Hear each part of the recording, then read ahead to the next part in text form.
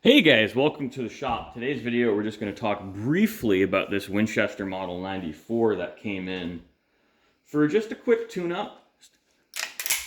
It is unloaded. I think I'll start doing that because I'm waiting for someone to get really angry in the comments and say, "You didn't do that!"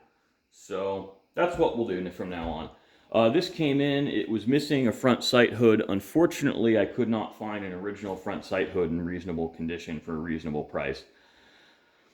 Ones with surface rust were going for $65 or $80. For those of you who are familiar with pre-64 Winchesters, they're absurdly expensive. But this firearm is overall in mechanically quite good shape. The wood's in good shape. The bore is in excellent condition. It's just been carried quite a lot, as you can see from the handprint. Other than that, the bluing's pretty much all there. And that's very typical for these guns. They're really not shot a lot, they're carried a lot because they're primarily hunting rifles and not used for target practice. All the springs are in good shape. The only thing left to do is I had to order a block-off plate for the rear dovetail. It gets here when it gets here. This is, for those of you who aren't really familiar with gunsmithing, it's a very much a hurry up and wait process, especially for those of us doing the work. I've given up on trying to give people firm deadlines. I tell them it might be 2 weeks, it might be 6. I really don't know. It depends on parts availability. And for some people, that's a deal breaker. For some people, it isn't. Fortunately, this guy, it wasn't a deal breaker.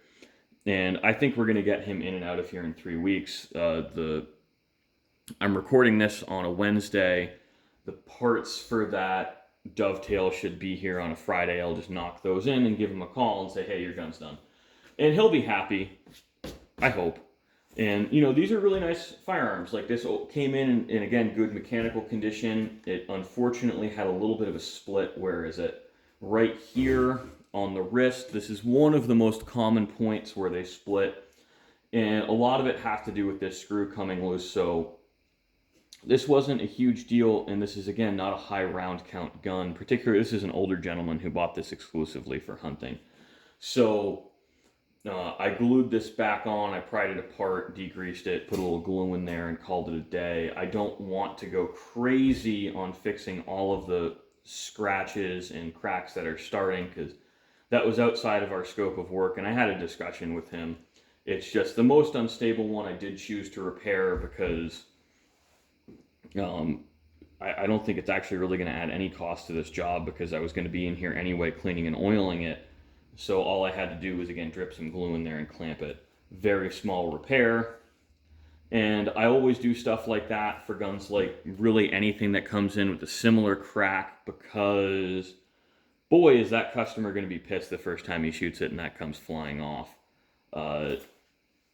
Not really a good look as a business owner to miss stuff like that, especially when you're basically selling yourself as an expert.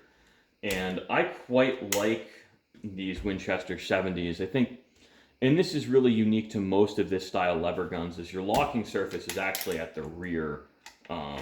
So, you know, they will fall out of headspace fairly quickly if you shoot them a lot with full power ammunition. I have a soft spot for the Marlin 336s and Model 36s over the Winchester 94s, and in part because they have a little bit roomier trigger guard and they have a pistol grip. So eventually I'm going to buy one. It's not really on my to-do list. Right now I'm on kind of a bolt gun kick, and you know, these keep showing up in good shape in my shop, and I've had a few people offer to sell them, so I'm just going to wait until the right one shows up in my shop to buy.